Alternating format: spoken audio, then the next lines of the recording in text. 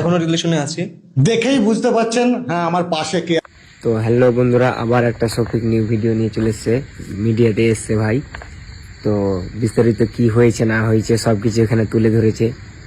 আর সব বসতে আছে না, আমি যদি অন্য জায়গায় একটা জায়গায় ভিডিও করতে যাই, সেখানে অনেক লোক আসে দেখে, তার মধ্যে যখন এসব কথা বলবে তখন নিজেরই খারাপ লাগবে যে ছেলেটা এমন, ওই ছেলেটা এমন। আর যেহেতু বলবে, কারণ ভিডিওটা যেহেতু আমি করেছি এবং পোস্ট হয়েছে, সেজন্য মানুষ তো বলবে, এটা স্বাভাবিক ব্যাপার। আর বলতে গেলে আমি দেখলাম যে অনেক মানুষ আমার কমেন্টে এসে এখনও গালাগালি করছে। তো তাদেরকে আমি বলছি, ভাইরা তোমরা আমাকে প্লিজ গালাগালি করো না খো, আমি ভুলটা করেছি, তার জন্য তোমাদের কাছে আমি ক্ষমা চেয়েছি। আবার আমি তোমাদের কাছে ক্ষমা চাচ্ছি যে এরপরে আমার এরকম ভুল আর কখনো হবে না, তোমরা দেখতেও পাবে না। কতদিন আগে ভিডিওটা তোমাদের? এই ভিডিওটা 1-1.5 বছর আগেকার ভিডিও। আচ্ছা, তখন কি রিলেশনে ছিলে তাই তো? আমরা রিলেশনে ছিলাম। আর এখন বর্তমান কি আমরা এখনো রিলেশনে আছি। কি বলবে সাধারণ মানুষকে? আমি আপনাদেরকে আবার অনুরোধ করছি যে ভিডিওটা আপনারা আর কেউ পোস্ট করেন না, আর আপনাদের ফোনে থাকলে ভিডিওটা ডিলিট করে দেন। আর আমাকে কেউ ইনস্টাতে এবং ফেসবুকে বাজে বাজে কমেন্ট করবেন না, আর কোলাবোরেশন তো করবেনই না। আমার নিজেরই খারাপ লাগছে ভিডিওটা, কারণ আমি তো ভুল করেছি।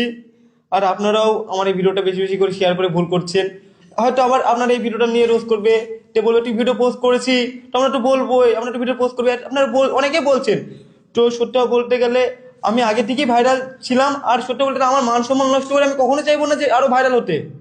তাতে আমার কোনো কি বলবো, কোনো মান সম্মান তো থাকলো না যদি আমি এরকম কাজ করি। কারণ নিজের ইচ্ছে মান সম্মান নষ্ট করবো, এটা কখনোই করবো না। যেহেতু ভিডিওটা করেছি, আমি ভুল করেছি, আমার লাইফে যদি বড় ভুল হয়ে থাকে সব থেকে, তাহলে এটাই আমার লাইফে সব থেকে বড় ভুল। আর আপনারা এরকম বলে আমার কখনো দেখতে পাবেন না। তা আপনাদেরকে অনুরোধ করছি, আপনারা বাজে কমেন্ট কেউ করবেন না। আর কিছু আমার বলার নেই আর সেরকম। এই ভিডিও নিয়ে তোমার কি বক্তব্য?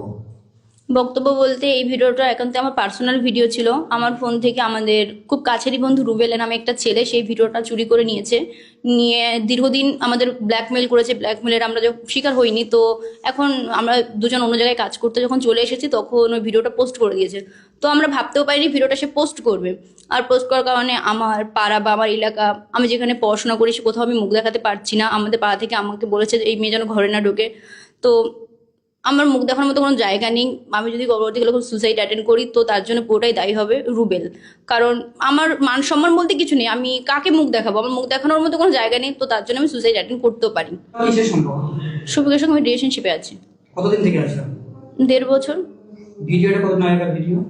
1.5 বছর, মেবি 12-13 মাস। ওই মাসের মধ্যে? হ্যাঁ, ওর মধ্যেই। এটা সোশ্যাল মিডিয়ায় তো এতটাই ভাইরাল হয়ে গেছে, এরপরে স্টেপ কি? যে রুবেল তো শুনলাম, আর তো আমি সাইবার ক্রাইমে গিয়েছি, মানে রুবেলের নামে মামলা করা আছে সাইবার ক্রাইমে। তো সাইবার ক্রাইম থেকে আমাকে জিডি নাম্বার দিয়েছে, আমি থানায় মানে গিয়েছি। এই ব্যাপারটা আমি থানার ব্যাপারটা একটু পরে রিভিল করবো, কারণ হচ্ছে আমি ফার্স্ট তাদের সাজা যাই, সাজার পর আমি জিনিসটা রিভিল করবো। অনেকে তো ভিডিওটা দেখেছে, তো আমি এটাই বলবো যে তোমাদের হয়তো ছোট বোন আছে, আজকে আমার পাড়ায় তো এরকম কত ভিডিও আছে। আজকে শফিক ভাইরাল জন্য আমার ভিডিওটা পোস্ট হয়েছে, তোমরা প্রচুর প্রচুর শেয়ার করছো। তো তোমাদের কোনো ছোট বোন থাকলে তোমরা কি এই জিনিসটা করতে পারতে? আমার ভুল হয়েছে, আমি ক্ষমা চেয়েছি।